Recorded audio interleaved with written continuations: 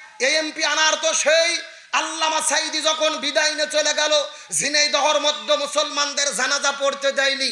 যে এমপি আনার আল্লামা সাঈদীর জানাজা বন্ধ করলো, আল্লাহর কি খেলা, আল্লাহর কি ফায়সালা, তার জানাজা করার লাশ পর্যন্ত খুঁজে পাওয়া যাচ্ছে না। আল্লাহু আকবার বলেন। এগুলো কার ফায়সালা? এগুলো কার বিচার? আল্লাহ ধরে না, কিন্তু একবার ধরলে ছাড়ে না। আল্লাহ কিছু সময়ের জন্য ছাড় দেয়, কিন্তু একেবারে ছেড়ে। সুতরাং ক্ষমতা পাইয়া যা খুশি তা করবেন না। এমপি আনারের কন্যাটি কান্না করে বলতেছে, বাবা বিদায় নিল, এত কষ্ট এত দুঃখ, কান্না দেখার পরে বলতে চাই, বোন তোমার চোখে কান্না, তুমি তো ব্যথা বুঝতেছো, কিন্তু 16 সালে সোহান যখন শহীদ হলো, তার বাবা মা কেঁদেছে, এলাকার মানুষ কেঁদেছে, এই কান্নার সাউন্ড তোমার বাবার কানে যায় নাই। তার মানে আল্লাহ তাআলা মায়ের যে দোয়া কবুল করে, এটা হলো তার বাস্তব প্রমাণ। তার মানে বোঝা গেল মায়ের অভিশাপ, মায়ের দোয়া লাগে কি লাগে না। এই জন্য আমরা দোয়া করি, আল্লাহ আমাদেরকে ভালো রেখেছেন।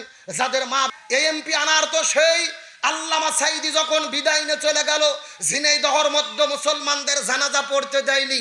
যে এমপি আনার আল্লামা সাঈদীর জানাজা বন্ধ করলো, আল্লাহর কি খেলা, আল্লাহর কি ফায়সালা, তার জানাজা করার লাশ পর্যন্ত খুঁজে পাওয়া যাচ্ছে না। আল্লাহু আকবার বলেন। এগুলো কার ফায়সালা? এগুলো কার বিচার? আল্লাহ ধরে না, কিন্তু একবার ধরলে ছাড়ে না। আল্লাহ কিছু সময়ের জন্য ছাড় দেয়, কিন্তু একেবারে ছেড়ে।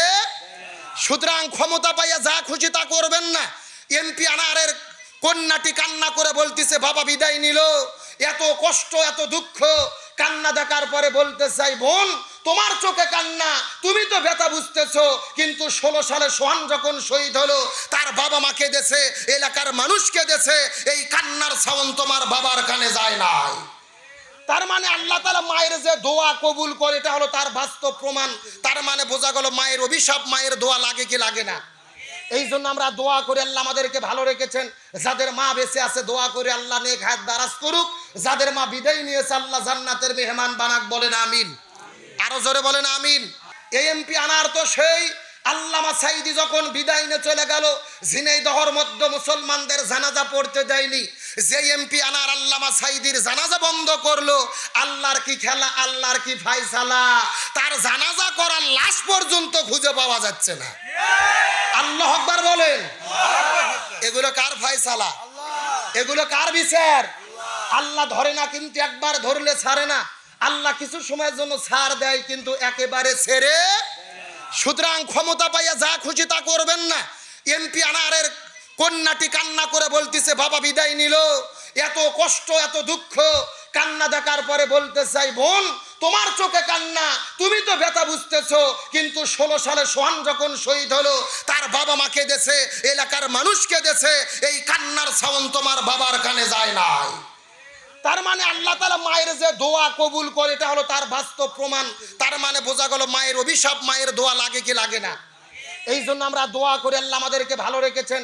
যাদের মা এমপি আনার তো সেই আল্লামা সাঈদী যখন বিদায় নিয়ে চলে গেল, ঝিনাইদহের মধ্যে মুসলমানদের জানাজা পড়তে দেয়নি। যে এমপি আনার আল্লামা সাঈদীর জানাজা বন্ধ করলো, আল্লাহর কি খেলা, আল্লাহর কি ফায়সালা, তার জানাজা করার লাশ পর্যন্ত খুঁজে পাওয়া যাচ্ছে না। আল্লাহু আকবার বলেন। এগুলো কার ফায়সালা? এগুলো কার বিচার? আল্লাহ ধরে না, কিন্তু একবার ধরলে ছাড়ে না। আল্লাহ কিছু সময়ের জন্য ছাড় দেয়, কিন্তু একেবারে ছেড়ে। সুতরাং ক্ষমতা পাইয়া যা খুশি তা করবেন না।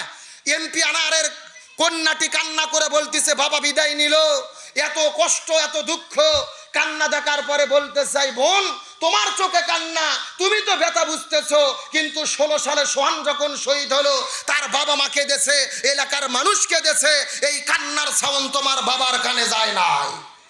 তার মানে আল্লাহ তাআলা মায়ের যে দোয়া কবুল করে, এটা হলো তার বাস্তব প্রমাণ। তার মানে বোঝা গেল মায়ের অভিশাপ, মায়ের দোয়া লাগে কি লাগে না। এই জন্য আমরা দোয়া করি, আল্লাহ আমাদেরকে ভালো রেখেছেন। যাদের মা বেঁচে আছে দোয়া করে আল্লাহ নেক হায়াত দারাজ করুক। যাদের মা বিদায় নিয়েছে আল্লাহ জান্নাতের মেহমান বানাক, বলেন আমিন। আরো জোরে বলেন আমিন।